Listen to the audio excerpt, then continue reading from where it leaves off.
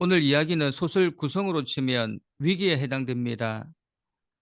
6월절 절기를 맞아 예수님께서 예루살렘에 올라가셨고 이때 성전 정화 사건이 벌어집니다. 이 사건은 모든 복음서에 나오는 아주 중대한 사건 중에 하나입니다.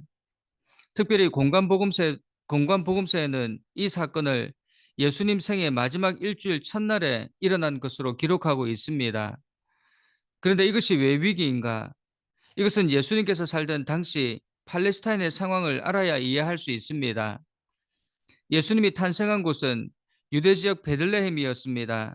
그런데 예수님은 헤롯 왕의 학살을 피해 이집트로 피난 갔다가 헤롯이 죽은 후에 갈릴리 나사렛에 가셔서 살았습니다. 예수님의 주 활동 지역은 갈릴리 호수 주변 도시들이었습니다. 그곳에서 주로 활동하시다가 오늘 본문 마태복음 21장에서 그 활동 무대를 예루살렘으로 옮기셨습니다. 예수님이 활동하던 시대 유대 지역의 땅의 크기는 우리나라 강원도 면적과 비슷했습니다. 우리는 보통 팔레스타인에 사는 사람들을 모두 유대인으로 생각하지만 예수님 시대는 그렇게 생각하지 않았습니다.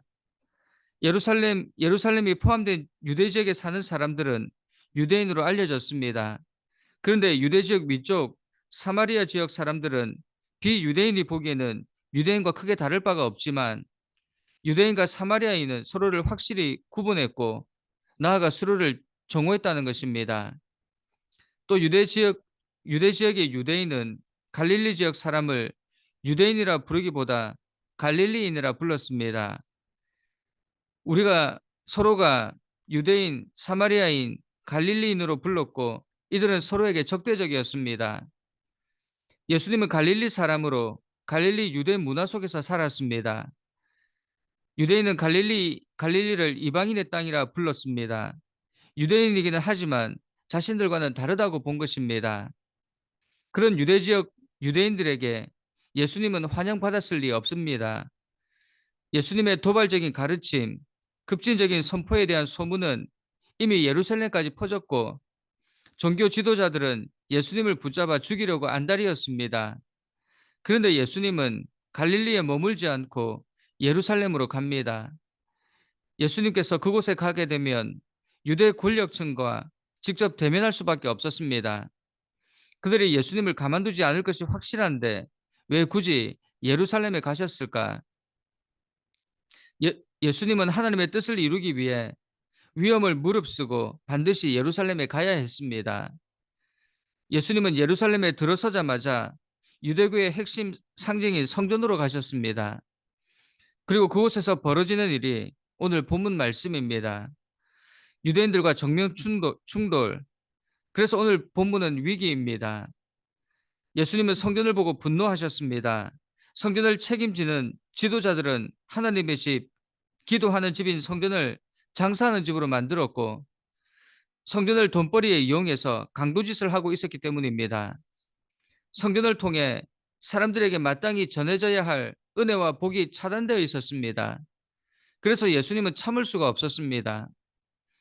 여기서 돈 바꾸는 사람들과 비둘기 파는 사람들이 그곳에서 장사하는 까닭은 성전에 바칠 헌물과 제물을 위해서입니다. 이스라엘 성인이라면 매년 5세겔의 성전세를 내야 했는데 성전에는 아무 돈이나 예물로 드릴 수 없었습니다. 그래서 성전에 바칠 수 있는 돈으로 바꿔야 했습니다.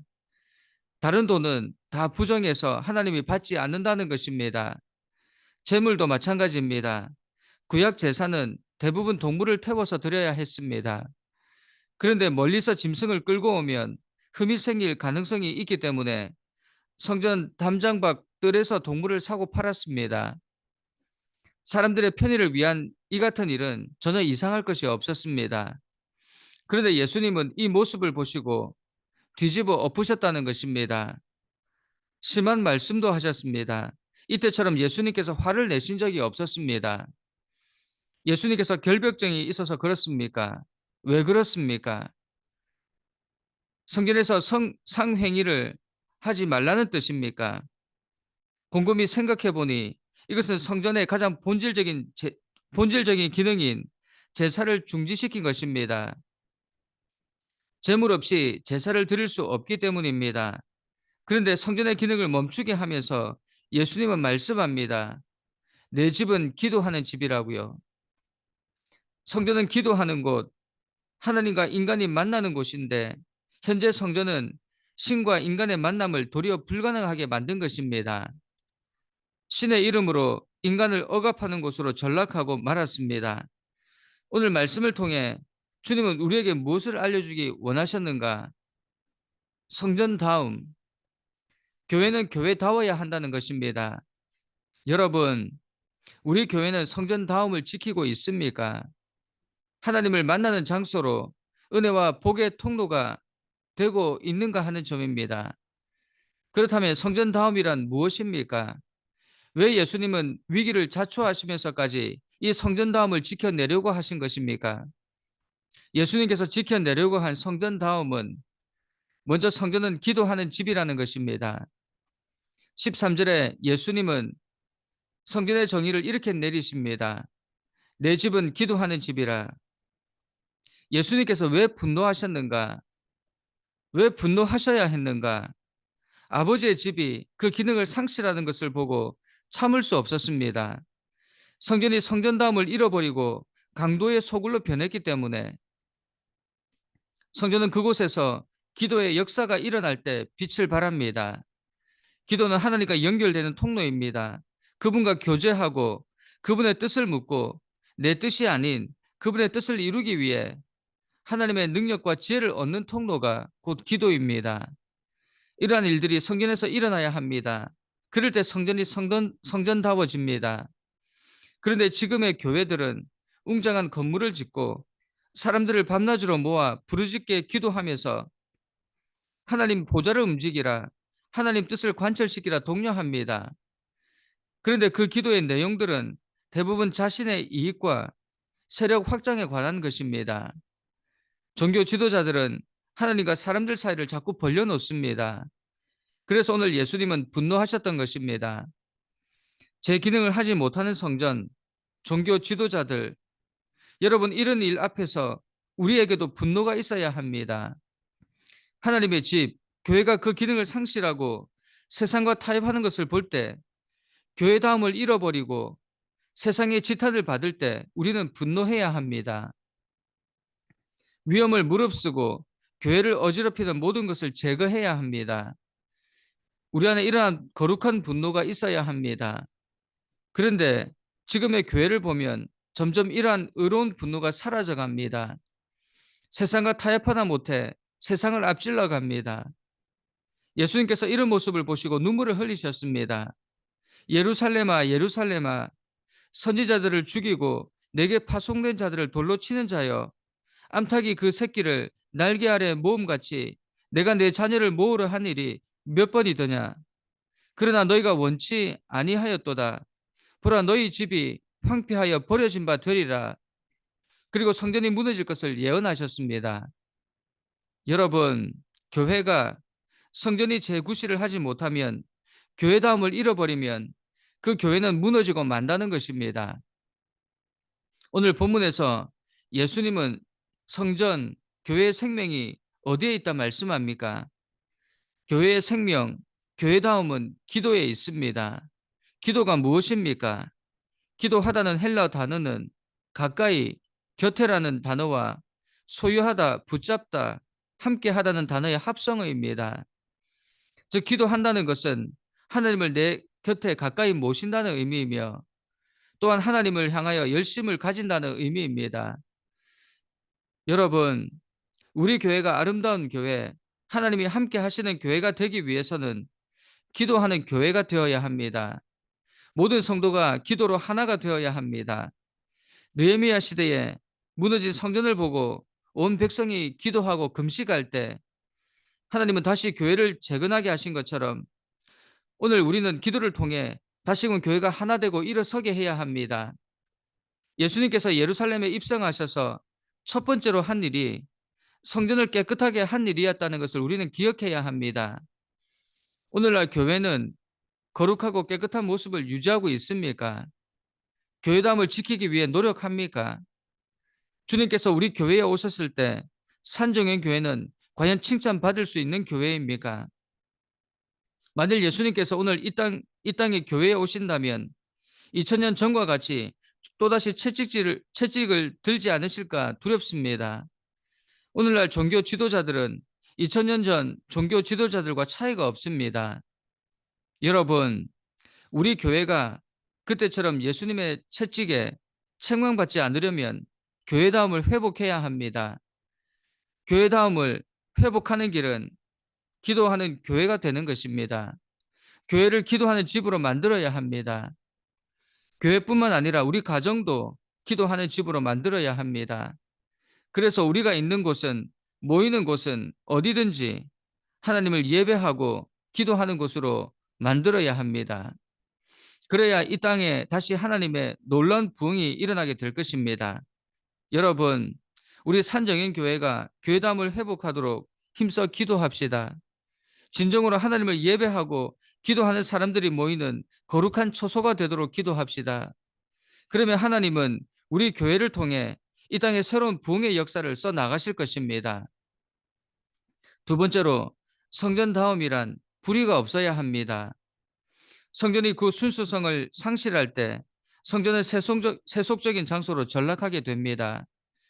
성전이 불의와 타협하게 되면 강도의 소굴이 됩니다. 여기서 소굴은 팔레스틴에서 대부분 도적과 강도들이 머물렀던 처소를 말하는 것입니다. 당시 유대인은 도적들이 들끓었고 굴 속에서 도적들은 범죄의 결과로 생긴 물건들을 쌓아두고 또 다른 범죄를 모의했습니다. 그런데 성전에서 장사하는 사람들 역시 도적들처럼 어떻게 하면 더 많은 이익을 얻을까 모의하고 사람들을 속였습니다.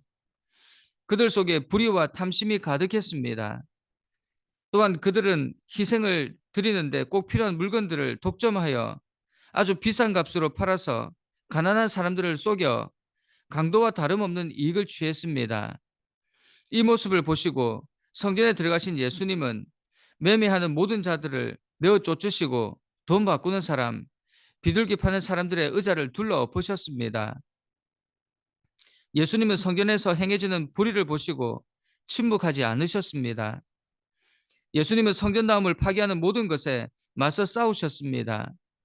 아버지의 집, 곧 거룩한 성전이 강도의 소굴이 되고 종교의 이름을 빙자해 폭리를 취하는 사악한 무리들에 의해 불의가 판치는 것을 두고 보실 수가 없었습니다. 그래서 성전에 들어서자마자 가장 먼저 성전 청결을 위해 이같이 하신 것입니다. 여러분, 우리도 불의 앞에서는 예수님과 같이 행동해야 합니다. 어떤 사람들은 교회 안에서 행해지는 불의를 보고도 눈 감는 사람들이 있습니다. 교회의 중직자들도 분명 말씀에 위배된 것인 것을 알면서도 그냥 넘어가려고 합니다. 물론 형제의 허물에 대해 용서하고 관용의 태도를 취해야 합니다. 이것이 예수님의 가르침입니다. 하지만 사탄의 역사에 대해서는 단호하게 대처해야 합니다. 교회를 불의하게 만드는 것은 교회담을 깨뜨리는 것입니다. 교회를 깨뜨리는 것은 사탄이 하는 짓입니다. 우리가 말하는 교회 개혁이란 바로 이 교회담을 깨뜨리는 악한 영들과 싸우는 영적 전투입니다. 적어도 이 부분에 대해서는 관용이나 타협이 없어야 합니다. 만일 은혜라는 관대함으로 이런 일을 눈감아 주게 되면 사탄은 교회를 흔들고 급기야 교회를 무너뜨리게 됩니다. 13절을 보면 그들이 불의하게 된 이유는 탐심에 있었습니다. 종교 지도자들이 탐심에 이끌려 거룩한 성전에서 장사에만 열을 올렸습니다. 그들은 성전이 불의로 가득하면 성전을 개혁하고 깨끗하게 할 책임이 있는 사람들인데 오히려 하나님의 전을 강도의 소굴로 만들었습니다. 강도의 소굴은 강도의 은신처입니다. 그들은 성전을 이용해 자신들이 범하는 죄를 보호하는 은신처로 만들었다는 것입니다. 신앙이 타락하고 불의가 판을 치게 되면 이렇게 됩니다. 그들은 내적으로 이방인보다 못하면서 경건이라는 가면을 쓰고 사는 자들이었습니다. 탐심이, 불의가 그들을 이렇게 만든 것입니다. 여러분, 다윗이 왜 불의를 저지르게 되었습니까? 그 마음의 탐심 때문이었습니다.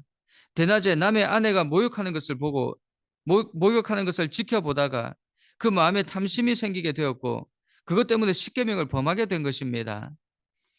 물질이든 명예다 근세든 쾌락이든 그것을 탐하는 것은 멸망으로 가는 지름길입니다.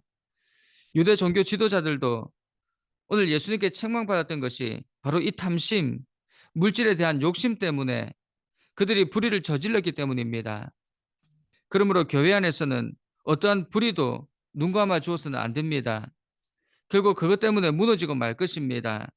교회다움을 빼앗기고 강도의 소굴이 될 것입니다. 여러분, 성전 다음은 우리가 지켜야 할 가장 거룩한 임무입니다.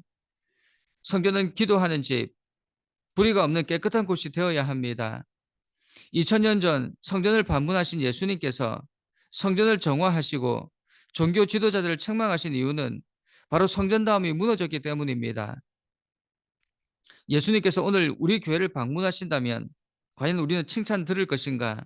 책망 들을 것인가? 우리 교회도 2000년 전 성전과 같이 정화의 대상이 되는 것은 아닌지 여러분 우리 이런 일이 없도록 날마다 깨어 기도합시다. 그리고 모든 불의한 것들이 교회에서 사라지도록 날마다 교회를 개혁하는 모두가 됩시다. 그래서 주님께서 우리 교회에 오셨을 때 우리 교회는 교회답다고 거룩하다고 내가 거하여야겠다고 말씀하는 교회가 되기를 간절히 축원합니다. 함께 기도하겠습니다. 사랑하는 하나님, 우리도 주님의 뒤를 따르기 원합니다. 하나님의 뜻을 이루기 위해 환영받지 못하는 곳에서 위험을 무릅쓰던 주님의 분노를 우리도 담기 원합니다. 아버지의 집이 세상에 짓밟힐 때, 그 기능을 잃어갈 때, 보고만 있는 용기 없는 자들이 아니라 세상을 향해 외칠 수 있는 성전다움을 회복하게 하옵소서, 성도다움을 회복하게 하옵소서. 그래야 마지막 때에 하나님의 집을 지켜내는 저희들 되도록 힘주시고 용기 허락하여 주옵소서. 예수님의 이름으로 기도드립니다. 아멘.